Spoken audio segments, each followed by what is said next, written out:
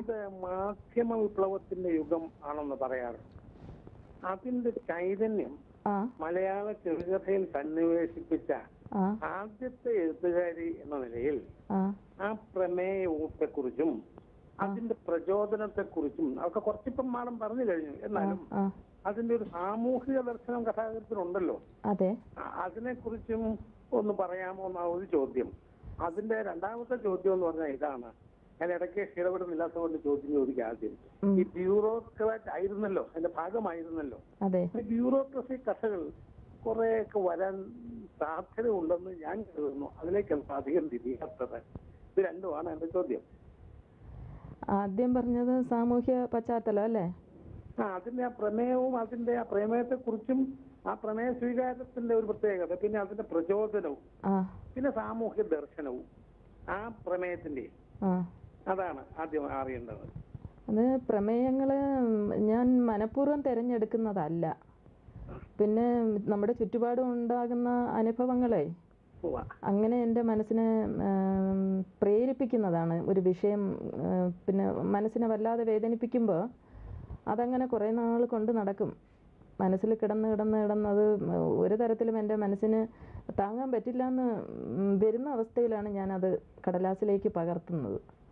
അതപ്പോൾ ചുറ്റുപാടും ഇന്ന് കാണുന്ന കാര്യങ്ങളെല്ലാം ഈ IT പരമായിട്ടുള്ളതാണ് കൂടുതൽ എന്നെ സ്വാധീനിക്കുന്നത്. അത് ഒരു പക്ഷേ എൻ്റെ കുടുംബത്തിൽ എൻ്റെ മോൻ്റെയൊക്കെ സ്വാധീനം ഉണ്ടാവാം. അവരൊക്കെ കൂടുതൽ കമ്പ്യൂട്ടറും അങ്ങനെയൊക്കെയുള്ള കാര്യങ്ങളുമായിട്ടൊക്കെ അല്ലേ. അപ്പോൾ അതിൽ കുറച്ച് താല്പര്യം എനിക്ക് വീട്ടിൽ നിന്ന് തന്നെ ഉണ്ടാകുന്നുണ്ട്, സ്വാധീനം. അപ്പോൾ പിന്നെ ഈ ചുറ്റുപാടും കാണുന്നതിൽ എനിക്ക് കൂടുതൽ താല്പര്യം ഉണ്ടാകുന്നു. അങ്ങനെ വരുമ്പോൾ ഞാൻ ആ വിഷയങ്ങളെക്കുറിച്ച് എഴുതാൻ എനിക്ക് കഴിയുന്നു എന്ന് പറഞ്ഞാൽ അത്തരം കാര്യങ്ങൾ വായിക്കുകയും അറിയുകയും ചെയ്യുന്നതുകൊണ്ട് ആ വിഷയങ്ങളെക്കുറിച്ച് നന്നായിട്ട് എഴുതാനും സാധിക്കുന്നു എന്നാണ് എനിക്ക് തോന്നുന്നത്. അതായിരിക്കാം. പിന്നെ എഴുതി കഴിയുമ്പോൾ ഓരോരുത്തർ അത് വളരെ നന്നായി എന്ന് പറയുമ്പോൾ എനിക്ക് വളരെ സന്തോഷം തോന്നാറുണ്ട്. സാമൂഹിക പ്രശ്നം എന്ന് പറയുന്നത് ഇപ്പോൾ ഈ IT ഫീൽഡിൽ പിന്നെ ഒരുപാട് പ്രശ്നങ്ങളുണ്ടല്ലോ സാറേ. സാറിന് അറിയാമായിരിക്കുമല്ലോ, സാർ ഒരു എഴുത്തുകാരനാണല്ലോ. ഇപ്പൊ സാറിന് അറിയാലോ, നമ്മുടെ പഴയ ജീവിത രീതിയൊക്കെ ഒരുപാട് മാറിയില്ലേ. ഇപ്പൊ കുടുംബങ്ങളിലുള്ള പ്രശ്നങ്ങൾ അത്രയും ഈ പഴയ തലമുറയ്ക്കും പുതിയ തലമുറയ്ക്കും തമ്മിൽ യോജിക്കാൻ പറ്റാത്ത ഒരുപാട് സംഭവങ്ങൾ ഉണ്ടാകുന്നുണ്ടല്ലേ. പുതിയ തലമുറയുടെ ഈ സ്പീഡും ജീവിത ആദർശങ്ങളും ഒക്കെ പഴയവർക്ക് എന്ന് പറഞ്ഞാൽ പഴയ തലമുറയിൽപ്പെട്ടവർക്കൊക്കെ ഇത്തിരി ഉൾക്കൊള്ളാൻ ബുദ്ധിമുട്ടായി വരുന്നുമുണ്ട്. അങ്ങനെ വരുമ്പോൾ കുടുംബങ്ങളിലൊക്കെ ഒരുപാട് പ്രശ്നങ്ങൾ ഉണ്ടാകുന്നു. കുടുംബങ്ങളിൽ മാത്രമല്ല, പുറത്തും ഒരുപാട് പ്രശ്നങ്ങൾ ഉണ്ടാകുന്നു. അപ്പോൾ അങ്ങനെയുള്ള വിഷയങ്ങൾ പിന്നെ ഒരു എഴുത്തുകാരി എന്നുള്ള നിലയ്ക്ക്, അല്ലെങ്കിൽ ഈ സമൂഹത്തെ ശ്രദ്ധിച്ച് കാണുന്ന ഒരു വ്യക്തി എന്ന നിലയ്ക്ക് എന്നെ വല്ലാതെ സ്വാധീനിക്കുന്നു. അതിൽ മനസ്സിന് വല്ലാതെ വേദനയും ഉണ്ടാകുന്നുണ്ട്. ഇങ്ങനെ ഒരുപാട് പ്രശ്നങ്ങൾ ഉണ്ടാകുന്നുണ്ട്. ബ്യൂറോക്രസി ഞാൻ എൻ്റെ ഔദ്യോഗികമായിട്ടാണെങ്കിൽ ഞാൻ ബ്യൂറോക്രസിയുടെ ഭാഗം തന്നെ ആയിരുന്നു, അതിന് സംശയമൊന്നുമില്ല. കാരണം സെക്രട്ടേറിയറ്റിലെ ഔദ്യോഗിക നിലവാരം എന്ന് പറയുമ്പം ഒരു തരത്തിൽ അങ്ങനെയാണ്, അല്ലാന്ന് പറയാൻ പറ്റില്ല. പക്ഷേ ഞാൻ ഔദ്യോഗികപരമായിട്ടുള്ള വിഷയങ്ങളെ എഴുത്തിലേക്ക് വന്നിട്ടില്ല. 1-2 കഥകളെ അങ്ങനെ എഴുതിയിട്ടുള്ളൂ. അപ്പോൾ ഇനി ഔദ്യോഗിക തലത്തിലുള്ള സ്വാധീനം ഇതുവരെ വലുതായിട്ട് എഴുത്തിനെ ബാധിച്ചിട്ടില്ല. ഇനി എന്നെങ്കിലും അങ്ങനെ ഉണ്ടാവുമോ എന്ന് എനിക്ക് ഇപ്പം പറയാൻ പറ്റില്ല. അതുകൊണ്ട് ബ്യൂറോ യാന്ത്രികതയും കൂടെ കൂട്ടി ഇണക്കി അതും വരുമെന്ന് ഞാൻ പ്രതീക്ഷിച്ചുകൊണ്ട് ഞാൻ എല്ലാ മംഗളവും നേരുന്നു. ഓക്കെ സാർ, വിളിച്ചതിന് നന്ദി. നമുക്ക് അടുത്ത കോൾ വെയിറ്റിംഗ്. ഹലോ കൂട്ടുകാരിയിലേക്ക് സ്വാഗതം. ആരാണ്? സുലോചന റാമോഹൻ. ഓക്കെ മാഡം, മാഡത്തിനോട് ചോദിച്ചോളൂ. ഓക്കെ. സുലോചന, നമസ്കാരം. സരോജം പ്രതീക്ഷിച്ചിരുന്നു വിളിക്കാന്ന്. ഞാനിപ്പോ നെല്ലിക്ക എന്ന കഥയെ പറ്റി പറഞ്ഞത് കേട്ടപ്പോ ആണ് വിളിക്കാമെന്ന് വിചാരിച്ചത്.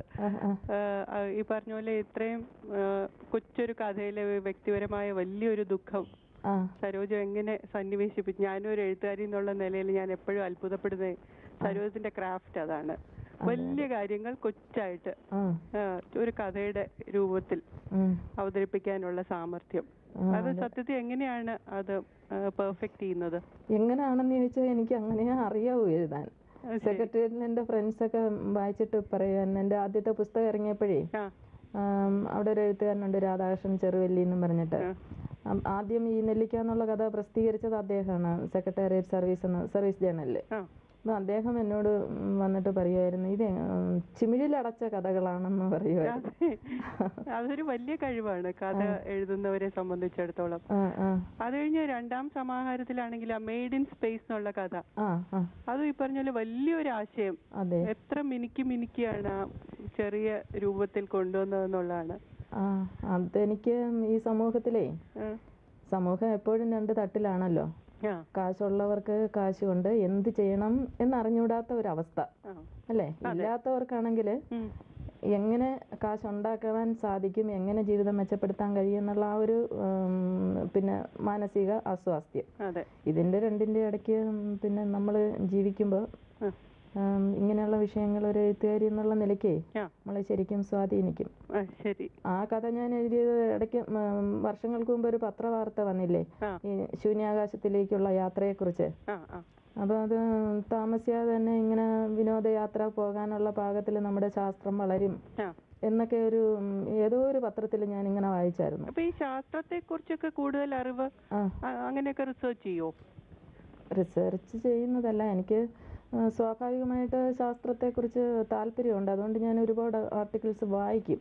അങ്ങനെയൊക്കെയുള്ള പത്രത്തിലായാലും മാസികകളിലായാലും അങ്ങനെയുള്ള ആർട്ടിക്കിൾസ് ഒക്കെ കണ്ടാ വായിക്കും. അങ്ങനെയൊക്കെ പൊതുവെ കുറച്ച് സഹായിക്കുന്നതായിട്ട് തന്നെയാണോ തോന്നുന്നത്? അതൊക്കെ എഴുത്തിനെ സഹായിക്കുന്നതായിട്ട്? പിന്നെ തീർച്ചയായിട്ടും നമ്മുടെ അറിവുകള് നമ്മുടെ എഴുത്തിനെ ഒരുപാട് സഹായിക്കും. അല്ല, സ്ത്രീകൾക്ക് സാധാരണ അറിവ് കുറവാന്നൊക്കെ കളിയാക്കില്ലേ? അതുകൊണ്ട് അത് കളിയാക്കുന്നുണ്ട്. കാരണം സ്ത്രീകൾക്കൊരു ശങ്കയാണല്ലോ, നമ്മളിത് എഴുതിയാൽ വിജയിക്കുവോ, നമ്മൾ എഴുതുന്നത് ശരിയായിരിക്കുവോ എന്നൊക്കെയുള്ള ഒരു ശങ്കയുണ്ട്. പക്ഷെ ഞാനത് ഒരു വിഷയം എഴുതണമെങ്കിൽ അതിനെക്കുറിച്ച് ശരിക്കും മനസ്സിലാക്കിയിട്ടേ എഴുതൂ. അപ്പൊ കിട്ടാവുന്ന ഡീറ്റെയിൽസ് എല്ലാം വായിച്ച് അത് ശരിക്കും മനസ്സിലാക്കിയതിന് ശേഷം കഥയാണെങ്കിൽ പോലും അതിൽ ഒരു ഫാക്ച്വൽ മിസ്റ്റേക്ക് ഒരിക്കലും ഉണ്ടാകാൻ പാടില്ല എന്ന നിർബന്ധ ബുദ്ധിയോടെ ഞാൻ എഴുതും. പിന്നെ ഏതെങ്കിലും വാക്ക് എനിക്ക് സംശയം ഉണ്ടെങ്കിൽ ഞാനത് റെഫർ ചെയ്യും. പിന്നെ അങ്ങനെ മോനോടൊക്കെ ചോദിക്കും. അപ്പൊ എനിക്ക് അറിഞ്ഞൂടാത്ത ഏതെങ്കിലും പുതിയ സാങ്കേതിക പദം വല്ലതും ഉണ്ടെങ്കിൽ അവൻ എനിക്കത് പറഞ്ഞു തരും. അങ്ങനെയൊക്കെ എന്താ എഴുതി കഴിഞ്ഞിട്ടേ ഉള്ളൂ അതൊക്കെ. പക്ഷെ ഞാൻ എഴുതുന്നതിൽ അങ്ങനെ ഒരു തെറ്റ് സംഭവിച്ചിട്ടില്ല ഇതുവരെയും, കറക്റ്റ് ചെയ്യത്തക്കവണ്ണം. എന്നാലും ഞാൻ വളരെ ശ്രദ്ധാലുവാണ്, കാരണം തെറ്റ് വരാൻ പാടില്ലല്ലോ. ഒരു കഥ എഴുതാൻ തന്നെ ഒരുപാട് സമയം ചെലവഴിക്കേണ്ടി വരില്ലേ? അങ്ങനെ സമയമെടുത്ത് എഴുതാൻ അതെനിക്ക് സാധിക്കില്ല കേട്ടോ. സമയമെടുത്ത് എഴുതിയെങ്കിൽ ഇതൊക്കെ ഇതിനേക്കാളും ഒക്കെ എത്രയോ നന്നായേനെ. മിനി കഥകൾ ഇപ്പൊ എഴുതുന്നുണ്ടല്ലോ,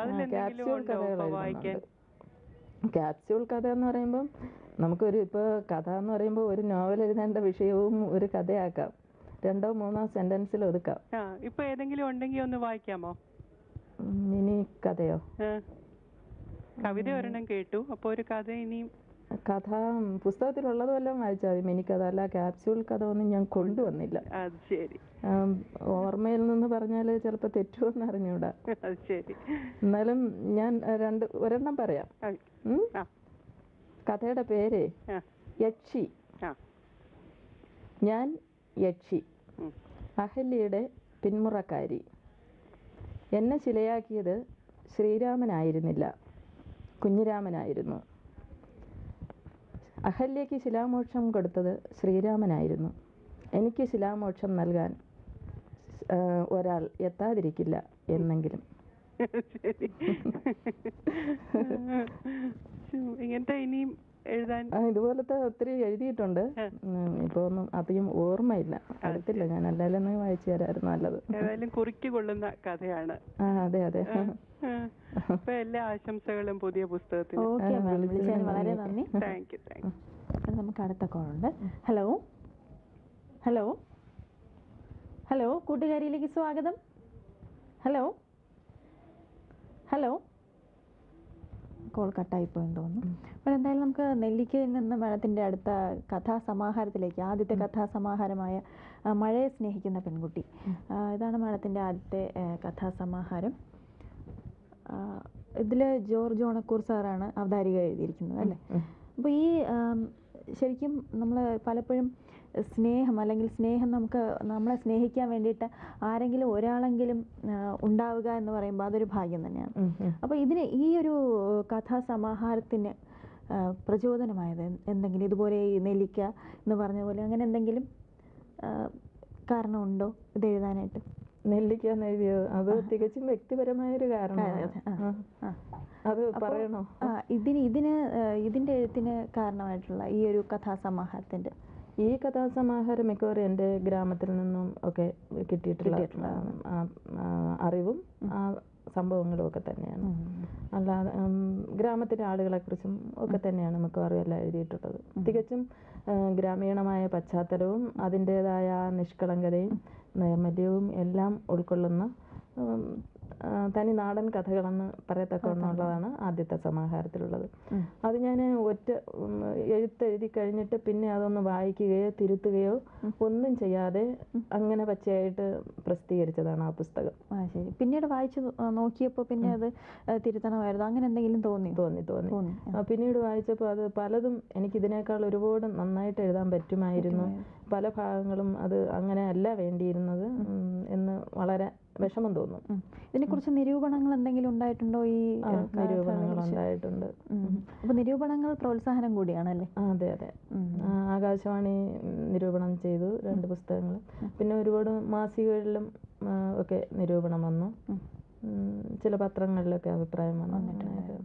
പിന്നെ പലരും സാംസ്കാരിക സംഘടനകളൊക്കെ ഒത്തിരി ചർച്ച ചെയ്തു.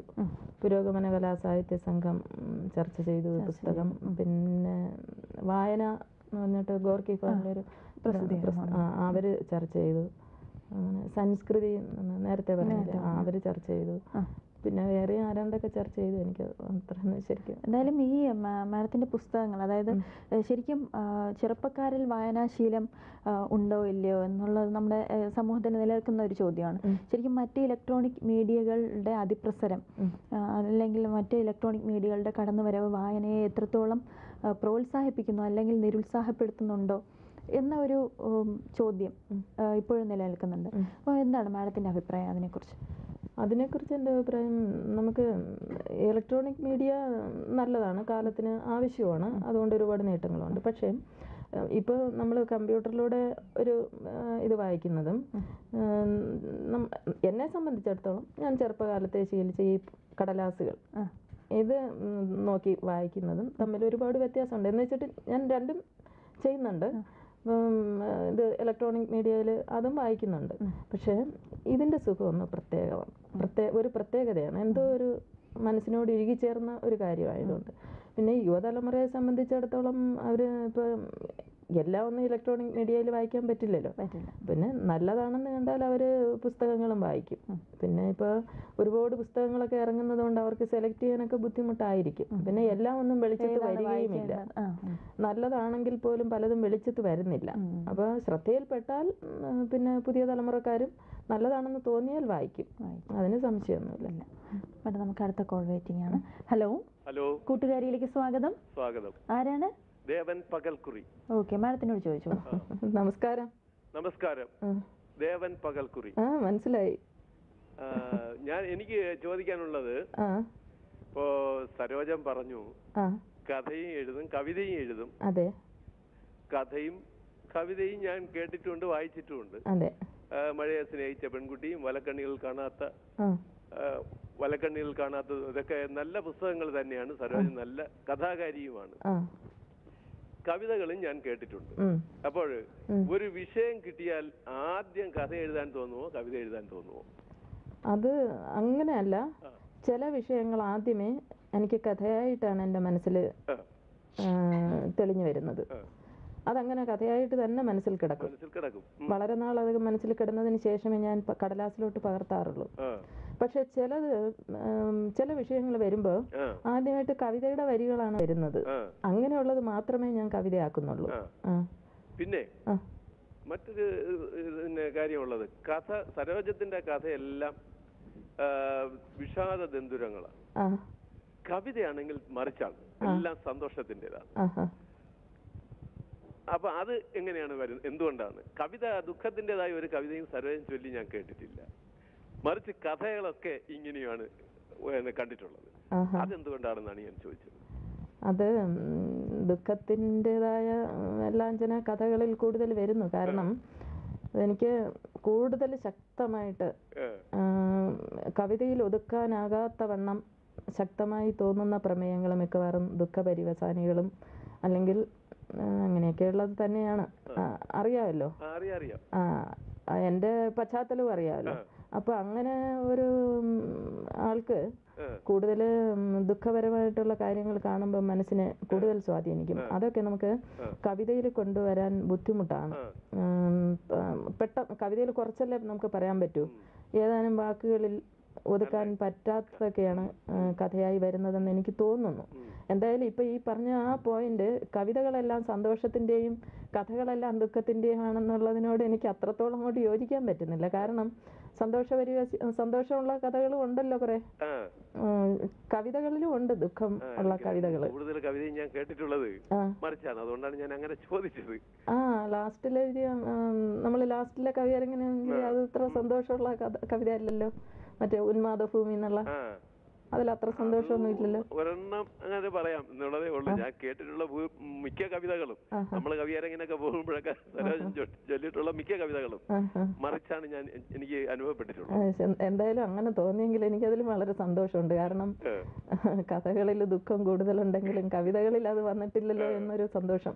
എന്തായാലും ഈ കൂട്ടുകാരി പരിപാടി കാണാൻ അവസരം ഉണ്ടായതിനും പിന്നെ സരോജം ഈ നല്ല രീതിയിൽ അത് പരിപാടി അവതരിപ്പിക്കുന്നതിലും എല്ലാ അങ്ങേയറ്റം സന്തോഷമുണ്ട്. എല്ലാ ആശംസകളും പുതിയ ബുക്കിനും മറ്റേ 2 പുസ്തകത്തിനും കിട്ടിയതുപോലുള്ള അതിനുപരി നല്ല അംഗീകാരം കിട്ടട്ടെ എന്ന് പ്രാർത്ഥിക്കുന്നു. നിർത്തുന്നു. ഓക്കെ, വിളിച്ചതിന് നന്ദി. വേണം നമുക്ക് അടുത്ത കോളുണ്ട്. ഹലോ ഹലോ ഹലോ, ിലേക്ക് സ്വാഗതം. ആരാണ്? ഹലോ, ഇത് RK മോഹൻ, പട്ടത്തുനിന്ന്. മാഡത്തിനോട് ചോദിച്ചോളൂ സാർ. ശരി ശരി. നമസ്കാരം. ഹലോ. ഈ കൂട്ടുകാരി പരിപാടി ഞാൻ കണ്ടുകൊണ്ടിരിക്കുകയാണ്. എന്തായാലും ശ്രീമതി സരോജത്തെ ദൂരദർശനിൽ കൂടെ കാണാനും ഈ കഥാ പരിപാടികളെ കുറിച്ചുള്ള ഈ ചർച്ചകളിൽ പങ്കെടുക്കാനും സാധിച്ചതിൽ വലിയ സന്തോഷമുണ്ട്. അപ്പൊ എന്നെ സംബന്ധിച്ചിടത്തോളം ഈ സാഹിത്യ കലാരംഗങ്ങളുമായിട്ട് വളരെ നാളത്തെ പരിചയമുണ്ട്. എന്ന് മാത്രമല്ല വളരെയധികം ആ രംഗത്ത് പ്രവർത്തിക്കുന്നവരുമായിട്ട് സൗഹൃദ ബന്ധം സ്ഥാപിക്കാൻ സാധിച്ചിട്ടുണ്ട്. ശ്രീമതി സരോജം സാഹിത്യ രംഗങ്ങളിൽ ചില സ്ഥലങ്ങളിലൊക്കെ പങ്കെടുത്തവിടെ വെച്ചൊക്കെ കണ്ടിട്ടുണ്ട്, നേരിട്ട് പരിചയപ്പെട്ടില്ല. ഏതായാലും ഇപ്പോ ഒന്ന് പരിചയപ്പെടാൻ സാധിച്ചതിൽ വലിയ സന്തോഷം. അപ്പൊ ഞാൻ ഈ രംഗത്തിലുള്ള ചില പ്രത്യേകതകളെ കുറിച്ചാണ് ചോദിക്കുന്നത്. അതായത് ഒരു കഥ നമുക്ക് എഴുതണമെങ്കിൽ സ്വാഭാവികമായിട്ടും നമുക്കുണ്ടാകുന്ന അനുഭവങ്ങൾ നമ്മൾ അറിഞ്ഞ് ആസ്വദിക്കുന്നതാവാം, ചിലപ്പോൾ നമ്മൾ ദുഃഖിക്കുന്നതാകാം. അത് നമ്മുടെ മനസ്സിൽ വളരെ നാൾ കിടന്ന് നമ്മുടെ ചിന്ത നല്ലതുപോലെ ബാധിച്ച് അത് രൂപപ്പെട്ട് കഥയായിട്ട് വരുന്ന പല സന്ദർഭങ്ങളും ഉണ്ട്. അതുപോലെ തന്നെ മറ്റൊരാളിന്റെ അനുഭവം നമ്മുടെ അറിവിൽ വന്നിട്ട് അങ്ങനെ അത് നമ്മൾ കഥയോ കവിതയോ ആക്കുന്ന സംഭവങ്ങളും ഉണ്ട്. ഇതില് ശ്രീമതി സരോജത്തിന് ഏറ്റവും കൂടുതൽ ഏത് തരത്തിലാണ് ആകർഷിച്ചിട്ടുള്ളത് ഇങ്ങനെയുള്ള പ്രത്യേകതകളില്? ഞാനിപ്പോ ചുറ്റുപാടുകളിൽ നിന്ന് പ്രമേയങ്ങൾ സ്വീകരിക്കാറുണ്ട്. കാരണം വളരെ വിഷയസമൃദ്ധമാണ് ഇന്ന് നമ്മുടെ സമൂഹം. അതുകൊണ്ട് വിഷയത്തിന് ഒരിക്കലും ബുദ്ധിമുട്ട് വരാറില്ല. പിന്നെ സ്വകാര്യമായ അനുഭവങ്ങളാണെങ്കിൽ പോലും അതിനെ ഞാൻ സാമൂഹ്യവൽക്കരിച്ച് എഴുതാറുള്ളൂ. എന്ന് പറഞ്ഞാൽ സമൂഹത്തിന് അതുകൊണ്ട് എന്തെങ്കിലും ഒരു പ്രയോജനം ഉണ്ടാകണം, അല്ലാതെ നമ്മൾ വെറുതെ എഴുതിയിട്ടൊരു കാര്യവുമില്ല. അപ്പൊ ഈ സ്വകാര്യമായിട്ട് നമ്മൾ അനുഭവിക്കുന്ന സംഭവങ്ങളില് നമ്മളത് രചനയിൽ കൊണ്ടുവരുമ്പോൾ വെള്ളം ചേർക്കാറുണ്ടോ? ചിലപ്പോ സംഭവിച്ചുകൂടായികയില്ലല്ലോ. അല്ല, നമ്മളിപ്പോ സ്വകാര്യമായ ഒരു കാര്യം നമ്മൾ സുഹൃത്തുക്കളോട് പറയുന്നത് പോലെ കഥയിലോട്ട് അങ്ങോട്ട് എഴുതാൻ പറ്റില്ലല്ലോ. അത് ശരിയല്ലല്ലോ. അപ്പൊ അല്പ വെള്ളം ചേർക്കേണ്ടി വരും ചിലപ്പോ. അല്പം ഒക്കെ കള്ളവും ചിലപ്പോ ഉൾപ്പെടുത്താം. കള്ളം എന്ന് പറയാൻ പറ്റില്ല, ഭാവനയുടെ മേമ്പൊടി ചേർക്കാം. അതെ, അപ്പൊ തികച്ചും നമുക്ക് സത്യസന്ധമായിട്ട് അങ്ങോട്ട് അവതരിപ്പിക്കാൻ പറ്റൂല. അത് പിന്നെ കഥയാകത്തില്ലല്ലോ, അനുഭവക്കുറിപ്പല്ലേ ആകത്തുള്ളൂ. ഓക്കെ സാർ, എന്തായാലും വിളിച്ചതിന് നന്ദി. മാഡം, ഇനി നമുക്ക് മഴയെ സ്നേഹിച്ച പെൺകുട്ടിയിൽ നിന്ന് അടുത്ത പുസ്തകം. മാഡം പറഞ്ഞതുപോലെ മഴയെ സ്നേഹിച്ച പെൺകുട്ടി ഒരു ഗ്രാമീണ അന്തരീക്ഷത്തിലെ കൃതിയായിരുന്നു. അടുത്ത പുസ്തകത്തിലേക്ക് വരുന്നതിന് മുമ്പ് ഒരു കോൾ വെയിറ്റിംഗ് ആണ്. ഹലോ. ഹലോ, കൂട്ടുകാരിയിലേക്ക് സ്വാഗതം. ആരാണ്? എൻ്റെ പേര് സജി ആന്റണി എന്നാണ്, വായ്പൂരിൽ നിന്ന്. ഓക്കെ, മാഡത്തിനോട് ചോദിച്ചോളൂ. ഹലോ. മാഡം, ഞാൻ ചോദിക്കാൻ ഉദ്ദേശിക്കുന്നത്, ഈ കഥയിൽ ഈ പ്രസാധകർ ഈ വിലയിരുത്തുന്നത് എങ്ങനെയാണ്? അതായത് ഇപ്പം മാഡം ഒരു പ്രശസ്ത എഴുത്തുകാരിയാണല്ലോ. അതെ. അന്നേരം ഇത് കൊടുക്കുമ്പോ അവര് സ്വാഭാവികമായിട്ടും മാഡത്തിന്റെ ഇത് എടുക്കുമായിരിക്കും. എന്നാൽ ഒരു പുതിയ ആളാണ് കൊടുക്കുന്നതെങ്കിൽ അതിൽ എന്തൊക്കെയാണ് അവര് ഈ നിയമങ്ങള്? പ്രസാധകരുടെ കാര്യമാണോ ചോദിക്കുന്നത്? പബ്ലിഷേഴ്സ് ഞാൻ ഉദ്ദേശിക്കുന്നത്. പബ്ലിഷേഴ്സ് അവർ ഈ കഥകൾ ഇപ്പം എടുക്കുമ്പോ അവരെ എന്ത് ഇത് ഘടകങ്ങളാണ് ഈ നോക്കുന്നത് അവര്? അത് അവരുടെ മാനദണ്ഡം എന്താണെന്ന് ചോദിച്ചാൽ എനിക്കറിയില്ല കേട്ടോ, അതിനെ കുറിച്ച് പറയാൻ. മലയാളത്തിലായാലും ഇംഗ്ലീഷിലായാലും വ്യത്യാസമുണ്ടോ? ഞാനങ്ങനെ അധികമൊന്നും പിന്നെ അങ്ങനെ ചെയ്യാറില്ല. പലരും ചോദിക്കുമ്പോൾ എൻ്റെ കയ്യിൽ എന്തെങ്കിലും മാറ്റർ ഉണ്ടെങ്കിൽ ഞാൻ കൊടുക്കും. ആദ്യം 1-2 തവണയൊക്കെ ഞാൻ അയച്ചു കൊടുത്തിട്ടുണ്ടായിരുന്നു, കൂട്ടുകാരൊക്കെ പറഞ്ഞിട്ട്. അപ്പോൾ 1-2 എണ്ണമൊക്കെ തിരിച്ചു വന്നിട്ടുണ്ടായിരുന്നു. അത് കഴിഞ്ഞിട്ട് ഞാൻ ഈ പരിപാടി അങ്ങ് നിർത്തി, അയച്ചു കൊടുക്കുന്ന പരിപാടി. അല്ല, അന്നേരം അത് അതിനർത്ഥം മാഡത്തിന്റെ റിജക്ട് ആയിട്ടുണ്ടെന്നുള്ള അർത്ഥം? തീർച്ചയായിട്ടും. എന്ന് പറഞ്ഞാൽ എനിക്ക് അവാർഡ് കിട്ടിയ ഒരു കഥയുണ്ട്. പുരോഗമന കലാസാഹിത്യ സംഘത്തിന്റെ 2007 സംസ്ഥാന പുരസ്കാരം കിട്ടിയ ഒരു കഥയുണ്ട്. അത് തന്നെ പലക്കണ്ണികളിൽ കാണാത്തത് എന്ന കഥ. അത് പിന്നെ നിരൂപകര് പലരും മലയാളത്തിലെ മികച്ച കഥകളിൽ ഒന്നെന്നൊക്കെ എഴുതി വിട്ട കഥയാണ്. പക്ഷേ ഈ കഥ ഞാൻ എഴുതിയപ്പോൾ ആദ്യം അയച്ചു കൊടുത്തു ഒരു പ്രസിദ്ധീകരണത്തിന്. അവര് 1 വർഷം വെച്ചിട്ട് തിരിച്ചിങ്ങ് അയച്ചു തന്നു. അതിന്റെ അർത്ഥം അതായത് ഇതിന് പ്രത്യേകിച്ച് പല ആളുകൾ ഇത് പല രീതിയിലാണ് ഇതിനെ നിരൂപിക്കുന്നത്. ആയിരിക്കാം. ഞാൻ അതിനെക്കുറിച്ച് കൂടുതൽ ചിന്തിച്ച് വറീഡ് ആവാറില്ല. കാരണം ഞാൻ അധികമൊന്നും എഴുതാറില്ല. എനിക്ക് എഴുതി കഴിഞ്ഞാൽ അധികമൊന്നും പ്രസിദ്ധീകരിക്കാതെ ഇരിക്കുകയില്ല എൻ്റെ കയ്യില്. അപ്പൊ ചോദിക്കുന്നവർക്ക് തന്നെ കൊടുക്കാനും വേണ്ടി എൻ്റെ കയ്യിൽ മാറ്റർ ഇല്ല. അതുകൊണ്ട് എനിക്കിങ്ങനത്തെ കാര്യങ്ങളോട് അത്ര അറിയില്ല. ഓക്കെ, വിളിച്ചതിന് നന്ദി. അപ്പോൾ വലക്കണ്ണികളിൽ കാണാത്തത് എന്ന അടുത്ത സമാഹാരം, ഇതിൽ ശരിക്കും പറഞ്ഞാൽ മഴയെ സ്നേഹിക്കുന്ന പെൺകുട്ടി എന്നുള്ളതിനേക്കാൾ തികച്ചും വ്യത്യസ്തമായി സൈബർ കഥകളാണ് ശരിക്കും ഇതിനകത്ത് ചേർത്തിരിക്കുന്നത്.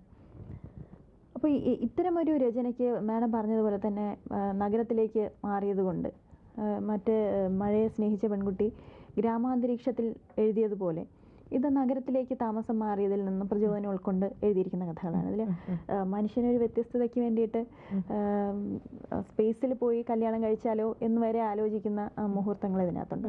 അപ്പോൾ ഇതെല്ലാം നമ്മുടെ ചുറ്റുപാടുമുള്ള പുതിയ ടെക്നോളജി നമ്മളിൽ ചെലുത്തുന്ന സ്വാധീനത്തിനെ കുറിച്ചാണ് കൂടുതൽ ചർച്ച ചെയ്തിരിക്കുന്നത്. അപ്പോൾ എന്തൊക്കെയാണ് മാഡത്തിൻ്റെ അനുഭവങ്ങൾ? എന്തൊക്കെയാണ് ഇതിൻ്റെ അനുഭവങ്ങളെന്ന് പറഞ്ഞാൽ, നമ്മുടെ സമൂഹം, ഞാൻ പറഞ്ഞല്ലോ, ഈ സാമ്പത്തിക ഉച്ചനീചത്വം അത് നമ്മുടെ സമൂഹത്തിൽ ഒരുപാടുണ്ട്.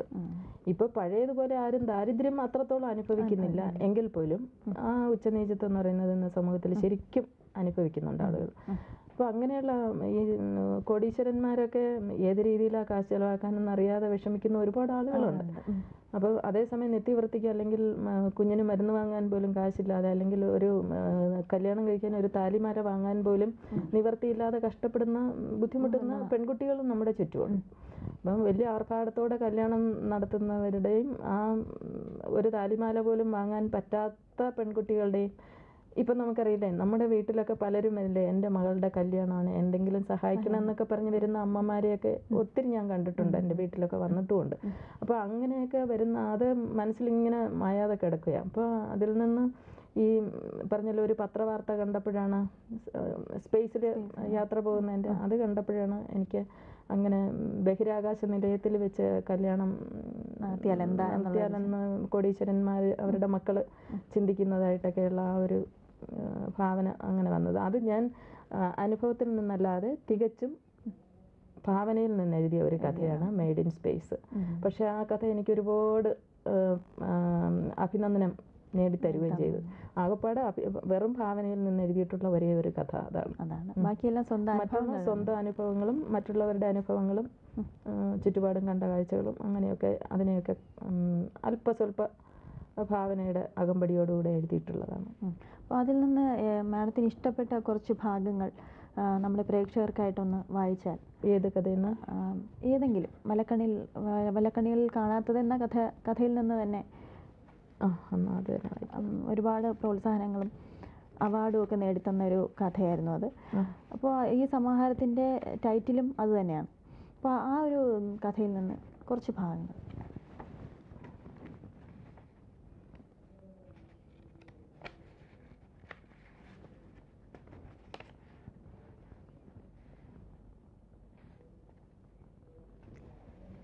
കുറച്ച് വായിച്ചാൽ മതി അല്ലേ? എൻ്റെ സെക്കൻഡ് പാർട്ട്, ആ കഥയുടെ രണ്ടാം ഭാഗമാണ് വായിക്കുന്നത്. വലക്കണ്ണികളിൽ കാണാത്തത് എന്ന കഥയുടെ. ജീവിതം നിരർത്ഥകം. അങ്ങകലെ വശ്യതയാർന്ന അഭൗമ സംഗീതത്തിൻ്റെ അലയൊലി. ഉഷ്ണക്കാറ്റിന് ബ്രൂട്ടിൻ്റെ മാസ്മര ഗന്ധം.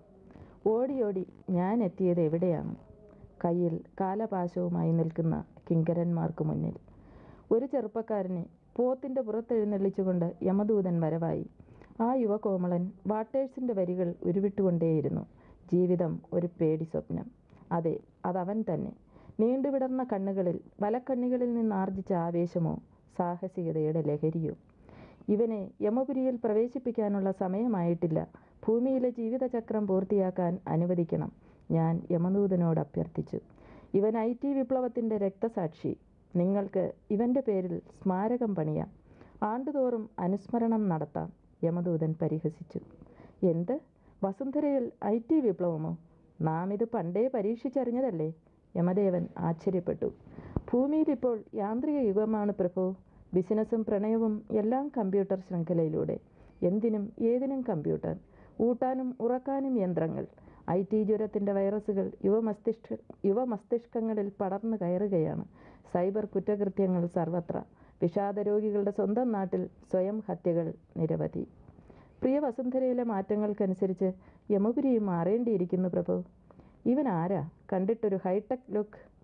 സാഹസപ്രിയനും അഭൗമ സംഗീതത്തിൻ്റെ ആരാധകനുമായ ഇവൻ അറിവിലും ബുദ്ധിശക്തിയിലും അഗ്രഗണ്യനാണ് പ്രഭു.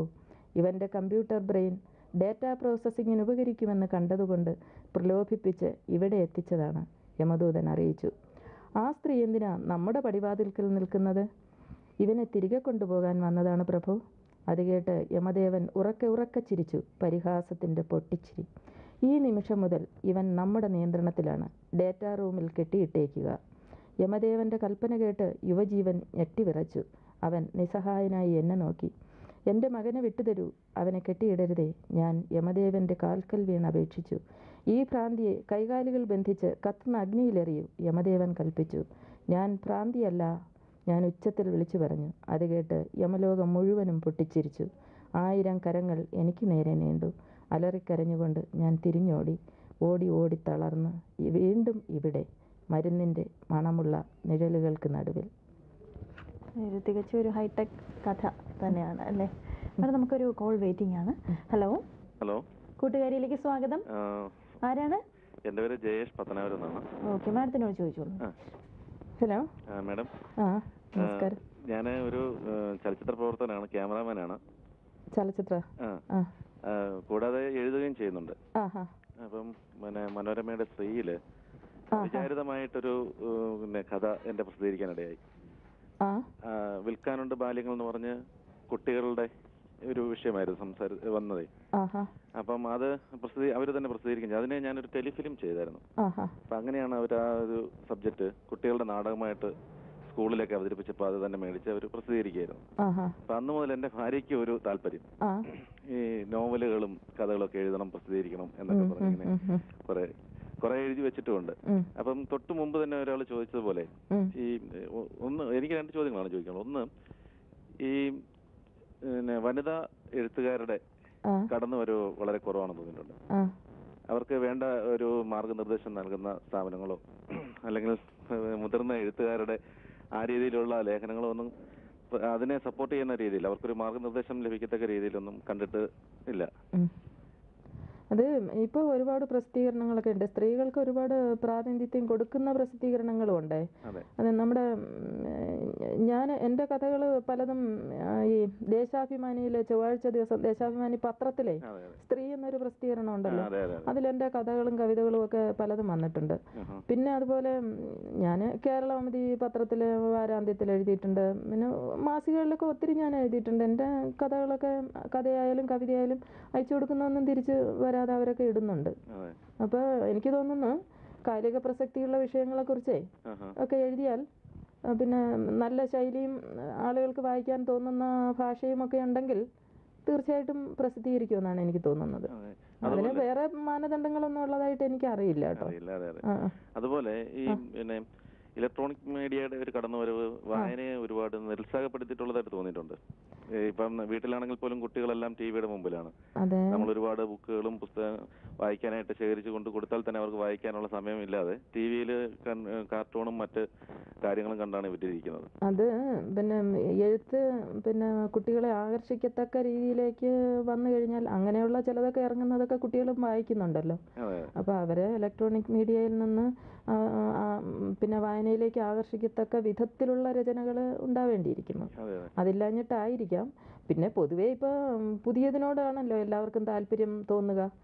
അക്ഷരങ്ങൾ പേപ്പറിൽ വായിക്കുന്നതിനേക്കാളും പിന്നെ കണ്ടു വായിക്കാൻ അതൊരു പ്രത്യേക മാധ്യമം കൂടെ അല്ലേ. കുട്ടികളുടെ ശ്രദ്ധ കൂടുതൽ അങ്ങോട്ട് പോകുമെന്നുള്ളതിന് യാതൊരു സംശയമില്ല. ഓക്കെ ജയേഷ്, വിളിച്ചതിന് വളരെ നന്ദി. നമുക്ക് ഇനി വളരെ കുറച്ച് സമയം മാത്രമേ ഉള്ളൂ മാഡം. ഇപ്പോൾ മാഡത്തിൻ്റെ വ്യക്തിത്വം നോക്കുകയാണെങ്കിൽ ഒരു പ്രസംഗകലയിലും വളരെ താല്പര്യമുള്ള കൂട്ടത്തിലാണ്. അപ്പോൾ ധാരാളം വേദികൾ ലഭിച്ചിട്ടുമുണ്ട്. അപ്പോൾ അത് ഒരു പ്രത്യേക അനുഭവം തന്നെയല്ലേ, കഥ കവിത പോലെ തന്നെ പ്രസംഗം കൊണ്ടുപോകാന്നുള്ള അതിൻ്റെ അനുഭവങ്ങൾ എന്തൊക്കെയാണ് മാഡം? പ്രസംഗം എന്ന് പറയുമ്പോൾ പിന്നെ ഞാനൊരിടത്തും ഇന്ന വിഷയം തന്നിട്ട് അതിനെക്കുറിച്ച് സംസാരിക്കണം എന്ന് പറഞ്ഞാൽ എനിക്ക് അതത്ര താല്പര്യമുള്ള വിഷയമല്ല. ഇപ്പോൾ സംസാരിക്കണം എന്ന് പറഞ്ഞാൽ അതുപോലെ ഒരുപാട് സംസാരിക്കാനും എനിക്കിഷ്ടമല്ല. വളരെ കാര്യമാത്ര പ്രസക്തമായിട്ട് കുറച്ച് സംസാരിക്കാനാണ് ഇഷ്ടപ്പെടുന്നത്. പിന്നെ എൻ്റെ സംസാരം എപ്പോഴും ഒരു വേദി അല്ല സദസ്സ് ഏതാണെന്ന് നോക്കും. സദസ്സിൽ ഉള്ള ആളുകളുടെ സ്വഭാവം നമുക്കത് നോക്കുമ്പോൾ തന്നെ മനസ്സിലാവും. അതിനനുസരിച്ച് ഉള്ള വിഷയം പെട്ടെന്ന് മനസ്സിൽ തോന്നും, അങ്ങനെ സംസാരിക്കും. ആദ്യമൊക്കെ ഞാൻ പ്രസംഗം എന്ന് പറയുമ്പോൾ എഴുതി വെച്ച് പ്രിപ്പയർ ചെയ്തൊക്കെ പോയിട്ടുണ്ട്. പക്ഷേ അതിലൊരു അക്ഷരം പോലും ഞാൻ ഒരിടത്തും പറഞ്ഞിട്ടില്ല. പിന്നെ ഇപ്പോൾ അതുകൊണ്ട് പ്രസംഗം എന്ന് പറഞ്ഞാൽ ഞാനങ്ങനെ ഒരു പ്രിപ്പറേഷൻ ഇല്ല. സദസ്സിനെ കണ്ടിട്ട് അവരുടെ സ്വഭാവം മനസ്സിലാക്കി അവർക്ക് രസിക്കുന്ന രീതിയിൽ, പിന്നെ മുമ്പൊക്കെ പ്രസംഗിച്ചവരുടെ ഇതൊക്കെ നമ്മൾ മുമ്പ് ഒക്കെ പ്രസംഗിക്കാൻ വന്നിരിക്കുന്ന ആളുകളുടെ ട്രെൻഡ് നോക്കുക, അവർ ഏത് വിഷയമായിരിക്കാം സംസാരിക്കുന്നത്. അപ്പോൾ അതിൽ നിന്ന് വ്യത്യസ്തമായ ഒരു വിഷയം വ്യത്യസ്തമായ രീതിയിൽ സംസാരിക്കാനാണ് ഞാൻ എപ്പോഴും ഇഷ്ടപ്പെടുന്നത്. ഇപ്പോൾ അവാർഡുകൾ എന്ന് പറയുമ്പോൾ എല്ലാ കലാകാരന്മാർക്കും കലാകാരികൾക്കും ഒരു പ്രോത്സാഹനമാണ്. മാഡത്തിന് ധാരാളം അവാർഡുകൾ ലഭിച്ചിട്ടുണ്ട്. അപ്പോൾ അതിനെക്കുറിച്ചൊന്ന് പറയാമോ? എനിക്കങ്ങനെ ധാരാളം അവാർഡുകൾ, എന്നാലും ഒരു പ്രോത്സാഹനമാകത്തക്ക വിധത്തിൽ ഒട്ടേറെ അവാർഡുകൾ ലഭിച്ചിട്ടുണ്ട്. ആദ്യമായിട്ട് എനിക്ക് സംസ്ഥാന തലത്തിൽ സ്ത്രീകളുടെ കവിതാ മത്സരം നടത്തിയപ്പോൾ അതിന് അങ്ങനെ കിട്ടി. പിന്നീട് പുരോഗമന കലാസാഹിത്യ സംഘം 2006 സംസ്ഥാന തലത്തിൽ നടത്തി. അതിൽ എൻ്റെ വലക്കണ്ണിയിൽ കാണാത്തെന്നുള്ള കഥയ്ക്കാണ് കിട്ടിയത്. പിന്നെ അത് കഴിഞ്ഞിട്ട് എൻ്റെ ഈ വലക്കണ്ണിയിൽ കാണാത്തെന്നുള്ള പുസ്തകത്തിന് തന്നെ റൈറ്റേഴ്സ് ഫോറത്തിൻ്റെ കഥാപീഠം ജൂറി പുരസ്കാരം കിട്ടി. അങ്ങനെ കൂടുതൽ വലിയ അവാർഡുകളൊന്നും എനിക്ക് കിട്ടിയിട്ടില്ല. എന്നാലും ഇതെല്ലാം അടുത്ത സൃഷ്ടികൾക്കുള്ള ഒരു പ്രോത്സാഹനമായിട്ട്. അപ്പം അത് മാത്രമല്ല, മൂന്നാമത്തെ സമാഹാരമായിട്ടുള്ള ആകാശത്തേക്ക് പറക്കുന്ന അക്ഷരങ്ങൾ എന്ന കൃതിയുടെ രചന ഏതാണ്ട് പൂർത്തിയായി, ഇനി പ്രസിദ്ധീകരിക്കാൻ പ്രിന്റ് ചെയ്ത് ഇറക്കി പുസ്തകമായി കഴിഞ്ഞു. അപ്പോൾ ഉടൻ തന്നെ പ്രസിദ്ധീകരിക്കും എന്ന് പ്രതീക്ഷിക്കുന്നു. എന്തായാലും അതിന് വേണ്ടിയിട്ടുള്ള എല്ലാ ആശംസകളും നേരുന്നു. ഇന്നത്തെ കൂട്ടുകാരിയുടെ സമയം ഇവിടെ പൂർത്തിയായിരിക്കുകയാണ്. ഇന്നത്തെ കൂട്ടുകാരിയിലേക്ക് വിളിച്ച എല്ലാ പ്രേക്ഷകർക്കും നന്ദി, നമസ്കാരം.